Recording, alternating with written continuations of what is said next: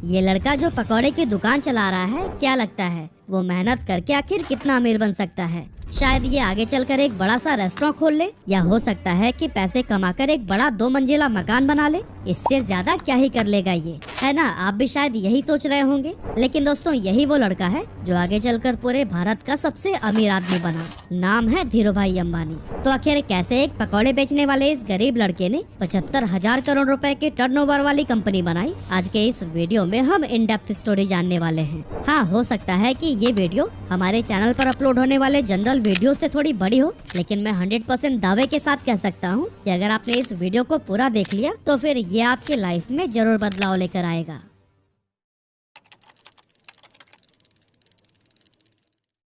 तो दोस्तों, इस कहानी की शुरुआत होती है 28 दिसंबर 1932 से, जब गुजरात के चोरवाड़ गांव के एक मिडिल क्लास फैमिली में धीरजलाल हीरालाल अंबानी का जन्म हुआ था। और यही साधारण सा दिखने वाला लड़का आगे चलकर धीरूभाई अंबानी के नाम से फेमस हुआ। इनके पिता हीराचंद गोवर्धन भाई अंबानी गांव के ही स्कूल में बच्चों को पढ़ाने का काम करते थे।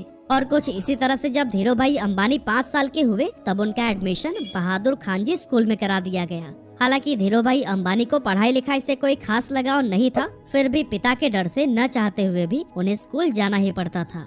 अब क्योंकि हीराचंद जी के कुल 5 बच्चे थे और जैसे जैसे वो बड़े हो रहे थे, उन्हें स्कूल की सैलरी से घर चलाने में काफी प्रॉब्लम होने लगी थी।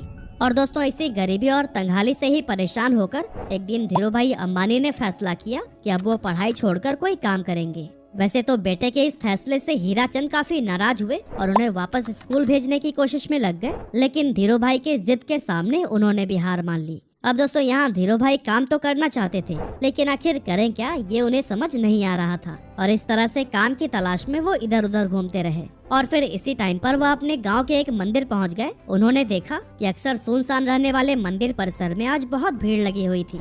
जब पता किया तो मालूम पड़ा कि यह भीड़ हर साल फरवरी के महीने में किसी प्राचीन मान्यता की वजह से लगती है। अब इतनी बड़ी संख्या में श्रद्धालुओं को देखकर धीरूभाई ने सोचा कि यहाँ खड़े खड़े इन लोगों को भूख तो लगती ही होगी, क्यों न इस मौके का फायदा उठाकर यहाँ पकौड़े बेचे जाएं। और दोस्तों, अभी तक धीरूभाई को उनके पिता की तरफ से जो भी थोड़ी बहुत पॉकेट मनी मिलती थी, वो उसे एक गुल्लक में जमा कर देते थे। लेकिन अब उस गुल्लक को तोड़ने का समय आ चुका था। उन्होंने बिना किसी देरी के गुल्लक तोड़कर पैसे निकाला, उससे ठेला खरीदा और मंदिर के पास ही पकौड़े बेचने लगे। अब दोस्तों, इस धंधे से उन्हें शुरुआत में तो बहुत प्रॉफिट हुआ, लेकिन कुछ समय के बाद जब श्रद्धालुओं की संख्या कम होने लगी तो फिर उनकी आमदनी भी लगभग न के बराबर रह गई। ऐसे में उन्हें लगा कि अब यहाँ पर समय बर्बाद करने से कोई फायदा नहीं, इसीलिए उन्होंने अपना ठेला बेच दिया और सारे पैसों को बैंक में जमा करा दिया। आगे चलकर वो फिर से किसी काम की तलाश में लग गए और फिर उस दौरान उन्होंने देखा कि बहुत सारे लोग यमन में काम करने के लिए जा रहे हैं और आज से पहले जो भी वहाँ पर गए थे उनकी फाइनेंशियल कंडीशन काफी बेटर हो गई थी। लेकिन इसके पीछे की वजह क्या थी, इसका जवाब ढूंढने पर धीरूभाई अंबानी को पता चला कि यमन में इंडिया से कई गुना ज्यादा पैसा बनता है। इसीलिए धीरूभाई अंबानी 1950 के दौरान महज 17 साल की उम्र में अपने बड़े भाई रमणिक लाल के पास में यमन चले गए। वहां पहुंचने के बाद से रमणिक लाल ने एबीसी कंपनी के पेट्रोल पंप पर धीरूभाई अंबानी को काम दिला दिया और यहाँ काम करते हुए उनकी सैलरी 300 रुपए हर महीने की थी। अब दोस्तों, इस पेट्रोल पंप पर काम करते टाइम धीरूभाई अंबानी लोगों को कई अलग अलग प्रमोशनल मेथड से इनकरेज करते थे कि वो ज्यादा से ज्यादा पैसों का पेट्रोल डलवाएं। अब दोस्तों, उनके ऐसा करने की वजह से पेट्रोल पंप का रेवेन्यू काफी ज्यादा बढ़ गया और उनके काम से खुश होकर उन्हें पेट्रोल पंप का मैनेजर बना दिया गया। अब क्योंकि प्रमोशन होने की वजह से पेट्रोल पंप पर काम करने के बाद भी धीरूभाई के पास काफी टाइम बच जाता था, तो ऐसे में उन्होंने सोचा कि इस खाली टाइम में क्यों ना एक जॉब कर ली जाए। और फिर ऐसा सोचकर वो एक जगह पर क्लर्क के तौर पर भी काम करने लगे। अब दोस्तों, हम इंडियन दुनिया के किसी भी कोने में क्यों ना चले जाएं, पर अपनी चाय की आदत को नहीं बदल सकते। और धीरूभाई को भी चाय पीना बहुत पसंद था। अब वैसे तो इसके लिए उनके पास 2 ऑप्शंस थे, या तो वो रोड साइड पर 10 पैसे की चाय पिए या फिर किसी 5 स्टार होटल में 1 रुपए की। लेकिन यहाँ पर धीरूभाई ने 1 रुपए वाली चाय को ही चुना, ताकि वो चाय की चुस्कियाँ लेते लेते आसपास के अमीर लोगों की बातों को सुनकर ये जान सकें कि आखिर वो ऐसा क्या करते हैं कि वो इतने अमीर हैं।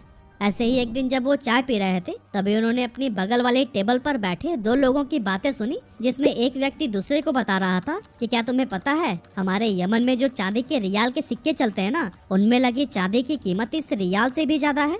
यानी कि 100 रुपए के सिक्कों में 110 रुपए की चांदी है। अगर कोई इसे पिघला कर निकाल ले तो फिर उसके पास पैसे ही पैसे होंगे।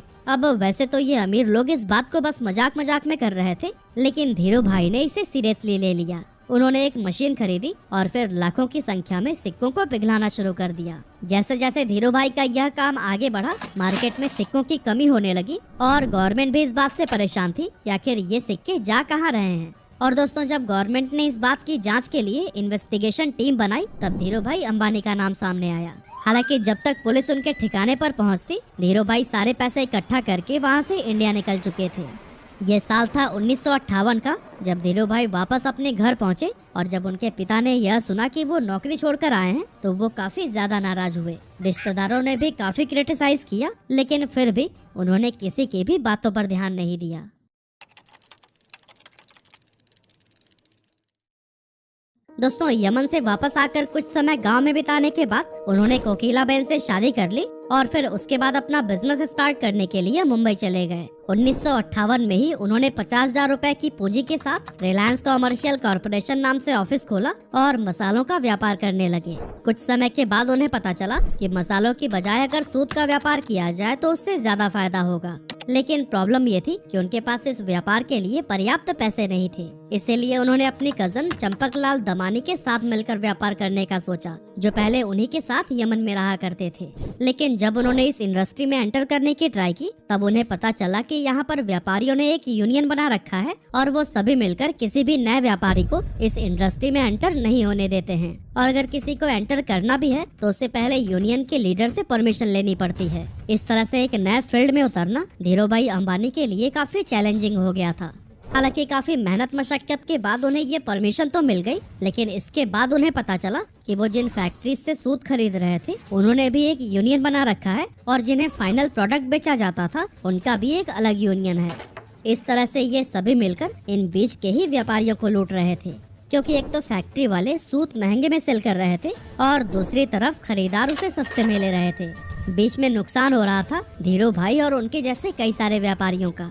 ये सब देखने के बाद धीरू भाई ने एक बहुत बड़ा स्टेप लिया और अपने यूनियन के सभी मेंबर्स को इकट्ठा करके यह डिसाइड किया कि हम सब फैक्ट्री से सस्ते में माल उठाएंगे और महंगे में बेचेंगे, ताकि हमें भी अपने हक का पूरा प्रॉफिट मिल सके।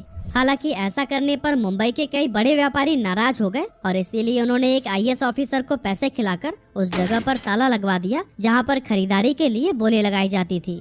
लेकिन दोस्तों, धीरू भाई अंबानी का दिमाग भी किसी से कम थोड़ी था। उन्होंने जब गोदाम में ताला लगा देखा तो अपना विरोध जताने के लिए यूनियन के मेंबर्स के साथ मिलकर अपना सारा माल उसी आईएएस ऑफिसर के घर के सामने रखवा दिया। अब कुछ ही घंटों में उस आईएएस ऑफिसर के घर पर बड़े ऑफिसर्स आने वाले थे और अगर वो घर के सामने बिखरी हुई बोरियों को देख लेते तो फिर उन्हें आईएएस के हरकतों का पता लग जाता। इसी वजह से अपनी नौकरी को बचाने के लिए कुछ ही मिनटों के अंदर उस आईएएस ऑफिसर ने ताला खुलवा दिया और धीरू भाई समेत उन सभी व्यापारियों का कारोबार फिर से चल पड़ा।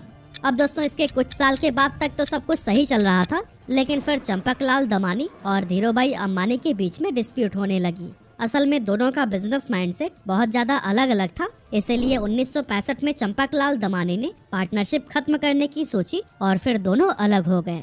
1966 में धीरू भाई अंबानी ने गुजरात के नरोदा में टेक्सटाइल मिल शुरू की और फिर यहाँ से उन्होंने कभी भी पीछे मुड़कर नहीं देखा। उसी दौरान सरकार रिप्लेनिशमेंट लाइसेंस लेकर आई, जिसके तहत व्यापारी बाहर के देशों से सस्ते फैब्रिक मंगा सकते थे, लेकिन शर्त ये थी कि उससे कुछ नया बनाकर वापस से दूसरे देश में एक्सपोर्ट करना होगा। यहाँ पर धीरू भाई अंबानी ने चालाकी दिखाते हुए अपनी सारी सेविंग से विदेशी फैब्रिक खरीद लिया और फिर उससे तरह तरह के आउटफिट्स जैसे कि टी शर्ट, शॉल और शॉर्ट्स बनाने लगे। इस नए कारोबार के लिए ब्रांड नेम रखा गया था विमल, जो कि उनके बड़े भाई रमणीक लाल अंबानी के बेटे विमल अंबानी के नाम पर रखा गया था। अब मशीनें लग चुकी थी, कपड़ों का प्रोडक्शन भी भारी मात्रा में कर लिया गया था, लेकिन उन्हें बाजार में उतरने से रोकने के लिए दूसरे टेक्सटाइल मालिकों ने एक चाल चली। एक्चुअली उन्होंने अपने सभी रिटेलर से यह कह दिया था कि अगर धीरू भाई अंबानी से आपने माल खरीदा तो फिर वो उन्हें आगे से माल नहीं देंगे।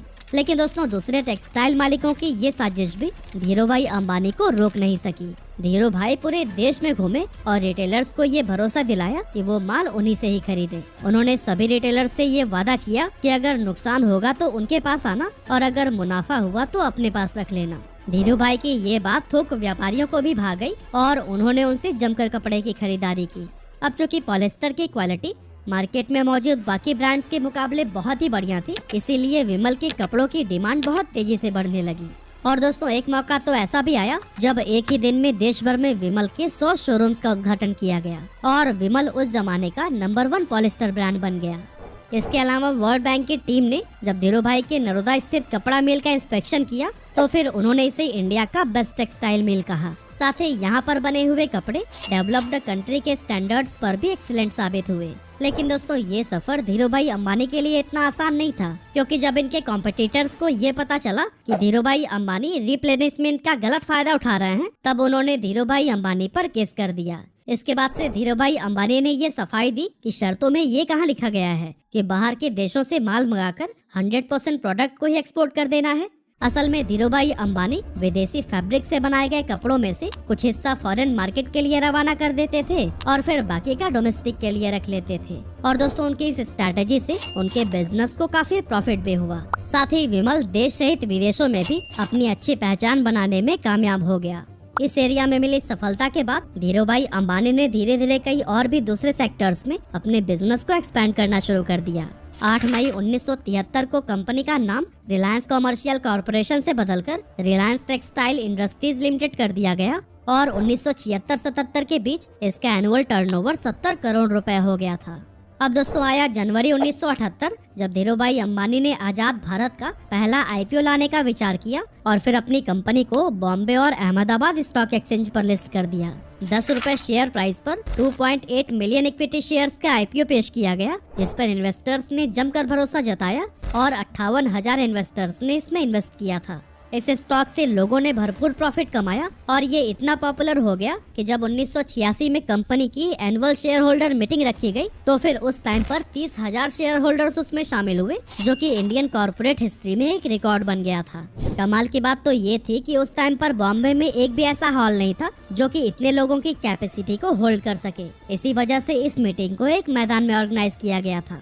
1980 में धीरू भाई अंबानी ने महाराष्ट्र के पाताल गंगा में पॉलिस्टर फाइबर धागे का कारखाना खोला और काफी कोशिशों के बाद तेल के उत्पादन के लिए भी सरकार से लाइसेंस हासिल कर ली। इस तरह एक टाइम पेट्रोल पंप पर काम करने वाले धीरू भाई अंबानी की अपनी खुद की ऑयल प्रोडक्शन कंपनी हो गई। इसके बाद आया 16 फरवरी 1986, जब धीरू भाई को पहला हार्ट अटैक आया। एक्चुअली उन्होंने अपने बेटे मुकेश अंबानी को बताया कि उनकी पीठ में काफी तेजी से दर्द हो रहा है और इससे पहले कि उन्हें हॉस्पिटल लेकर जाया जाता वो अनकॉन्शियस हो गए थे।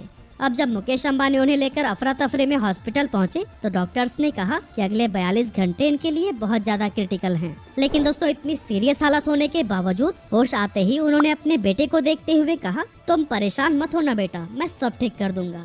इस स्ट्रोक के बाद से धीरू भाई अंबानी का एक हाथ पैरालाइज हो गया था, लेकिन धीरू भाई अंबानी ने डिसाइड किया कि ये उनकी कमजोरी नहीं बनेगा। इसीलिए लगातार 3 महीनों तक उन्होंने खूब एक्सरसाइज की, डाइट पर पूरा ध्यान दिया और लाइफस्टाइल में बदलाव किया। इसका असर ये हुआ कि धीरू भाई का हाथ पहले से काफी ठीक हो गया। अब दोस्तों आगे चलकर धीरू भाई अंबानी एक ऐसे गोल्डन एरा में एंटर हुए जब इनके बिजनेसेस कई सारे सेक्टर्स में तेजी से एक्सपेंड होने लगे।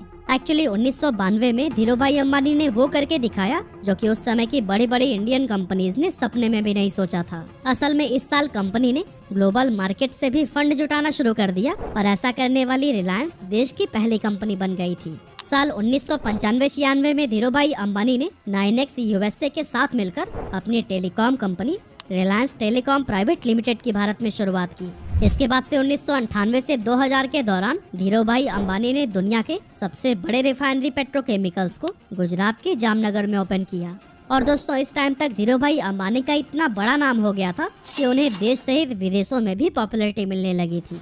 ये पॉपुलैरिटी तब और भी इंक्रीज हो गई जब साल 1996, 98 और 2000 यानी कि 3 साल उन्हें एशिया वीक मैगजीन ने power 50 most powerful people in Asia की लिस्ट में शामिल किया था। ये इंडिया के लिए बहुत ही गर्व की बात थी और इससे भारत के पोटेंशियल्स के बारे में बाकी के देशों को भी अंदाजा होने लगा था। इतना ही नहीं, 15 जून 1998 को धीरू भाई अंबानी पहले इंडियन बने जिन्हें बेहतरीन लीडरशिप के लिए the Wharton school university of Pennsylvania की तरफ से डीन्स मेडल से नवाजा गया था। इसके अलावा 1999 में धीरू भाई अंबानी को बिजनेसमैन ऑफ द ईयर के अवार्ड से भी सम्मानित किया गया और 2001 में द इकोनॉमिक टाइम्स ने इन्हें लाइफ टाइम अचीवमेंट का अवार्ड दिया।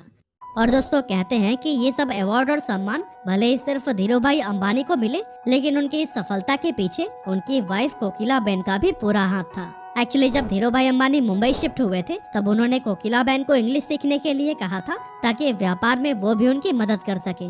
इसके अलावा धीरू भाई अंबानी जब भी कोई नया काम शुरू करने जाते थे तो फिर उस पर कोकिला बहन का विचार जरूर मांगते थे। और दोस्तों इसी तरह के सपोर्ट और मेहनत का ही नतीजा है कि मसाले और पॉलिस्टर बेचने से शुरुआत करने वाले धीरू भाई अंबानी साल 2000 तक देश के सबसे अमीर लोगों में शुमार हो चुके थे।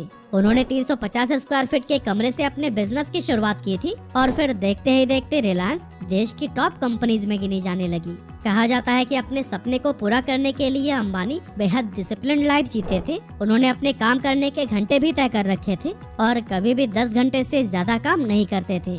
लेकिन पहले हार्ट अटैक के बाद से उनकी तबीयत लगातार खराब रहने लगी थी, जिसके चलते उन्हें हर थोड़े दिनों में ही हॉस्पिटल्स का चक्कर लगाना पड़ता था। लेकिन दोस्तों फिर आया 24 जून 2002 का वो दिन जब धीरू भाई अंबानी को फिर से एक डेडली स्ट्रोक आया और उन्हें मुंबई के ब्रीच कैंडी हॉस्पिटल में एडमिट कराया गया। यहाँ पर डॉक्टर्स ने बहुत कोशिश की लेकिन लगातार ट्रीटमेंट के बाद भी उनकी हालत में कोई सुधार देखने को नहीं मिला और इसी वजह से आखिरकार 6 जुलाई 2002 को 69 साल की उम्र में उन्होंने दुनिया को अलविदा कह दिया और अरबों का साम्राज्य अपने बेटों के लिए छोड़ गए। जिस समय उनकी मृत्यु हुई थी उस समय कंपनी का टर्नओवर 75,000 करोड़ रुपए हो गया था और ग्लोबल फॉर्चून 500 लिस्ट में भी रिलायंस ने अपनी जगह बना ली थी। कमाल की बात तो यह है कि इतनी दौलत और शोहरत हासिल करने के बाद भी उन्होंने एक बहुत ही साधारण जीवन जिया और अपनी रूट्स को कभी नहीं भूले। एक मामूली से पकौड़े बेचने वाले के लिए जीरो से शुरुआत करके कई पीढ़ियों तक चलने वाला एक साम्राज्य खड़ा करना ऑलमोस्ट इम्पॉसिबल था, लेकिन धीरू भाई अंबानी ने यह काम करके दिखा दिया।